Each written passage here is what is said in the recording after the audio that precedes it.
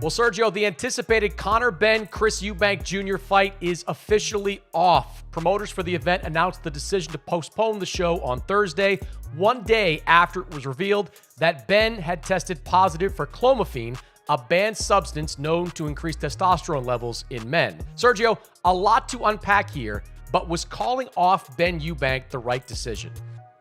Absolutely, 100%. It was the moral thing to do, because this is a sport where people could get hurt, Mannix. You don't use performance-enhancing drugs in a sport where you can die. You don't use cheating tactics. It's mano a mano. That's what people respect about this sport. That's why fans are impassioned by fighters. They do something that's not human. They take a beating for half an hour, 36 minutes, 12 rounds. They bleed. Everything. And then when you add chemicals to it, when you add, lies and lies on top of lies, and then at the end, when you get caught still not admit what you try to do, not only does it piss people off and it upsets fighters like myself that did it the clean way, but it upsets everyone that loves this sport. It's a black eye for the sport, and it continues to have a black eye and keeps getting battered because people don't learn. This is something that needs to be nipped in the bud, and the only way it's going to change is if they ban a lifetime suspension for boxers like this. Maybe not the first time around, but second time around, definitely. First time around, they need to hit them where it hurts, and that's a pocket, man. So many things can change, but it can't just be swept under the rug and a slap on the wrist, because that's a slap in the face of the sport and every fan that loves it. What would you like to hear from Conor Benn over the next couple of days and weeks? Because clomiphene, while being a fertility drug for women, does not have any known medical applications for men. What do you want to hear from Conor Benn? Well, either a phenomenal excuse where it can actually bring doubt, but how are you going to explain fertility in a system of a man? That just doesn't go hand in hand. So I want an apology.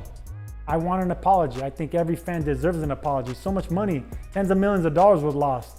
The O2 Arena was sold out for months in advance. The promoters, the managers, the networks, the fans, everyone loses, Mannix. Everyone loses here. A simple "I'm sorry, I tried to do something that I shouldn't have done" will go a long way if you're Conor Benn. If you just try to be quiet about it and just hope that it disappears, that's the last thing that you want to do, especially if this fight's going to get remade, because all those bad thoughts and feelings are just going to come back to haunt him when it does happen. So a simple apology and an honest one at that.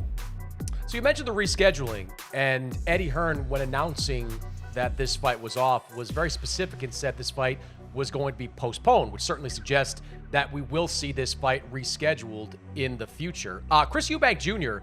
seemed willing to go ahead with the fight even in the aftermath of this positive test. Does it surprise you that Eubank was willing to fight Benn regardless? No, because we're in this sport to make money. We're in this sport to train hard, which he did, to have a hard camp.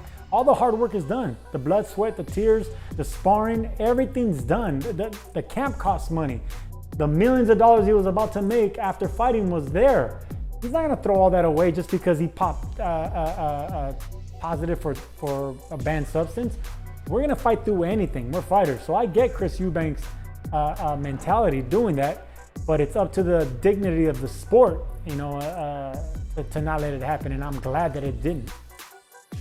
Yeah, you're right. It's up to the British Boxing Board of Control, which did the right thing in saying it wouldn't sanction this fight, and I'm glad that they didn't go outside the box and try to find another organization, be it Luxembourg or Ireland, to try to push this fight ahead on Saturday. So for Conor Benn, it is his first positive test. It's not a death sentence for his career, but he is going to need to get past this. How does he get past this, both in the short term and the long term? How does he move forward with his career? Well, look, there is going to be sunshine at the end of this darkness, because we're all human. We all mess up, but he has to admit guilt. For one, he has to pay a fine. He has to pay something. So many people lost money. I think he needs to admit what he did and pay a fine, and then apologize to the fans. And then maybe after that, he can come back and fight and everything could be normal. But if there's no guilt and it just be swept under the rug, it's not gonna work, Mannix. And it's happened so many times, you know. No, not one time did a PED cheat come out and say, you know what, yep, I tried to cheat and I tried to get away with it. My bad, I got caught. Not one. He will actually be the first one to do that. And I think if he could set that precedent, not only is it gonna be somewhat admirable, but at least you can get some kind of respect back by manning up and saying, hey, listen, I messed up, you know, forgive me.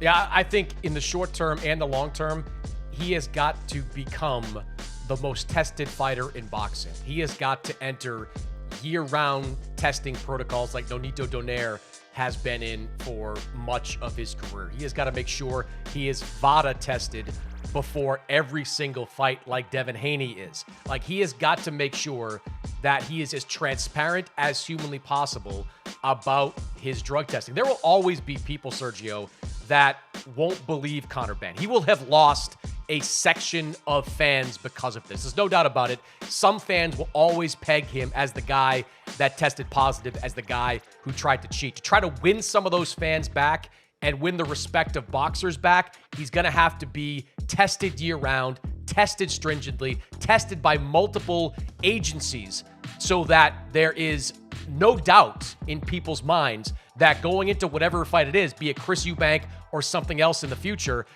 that they believe that he is a clean athlete. You got to guard your reputation at all costs because, you know, this is what you are as a man, as a woman, as a fighter.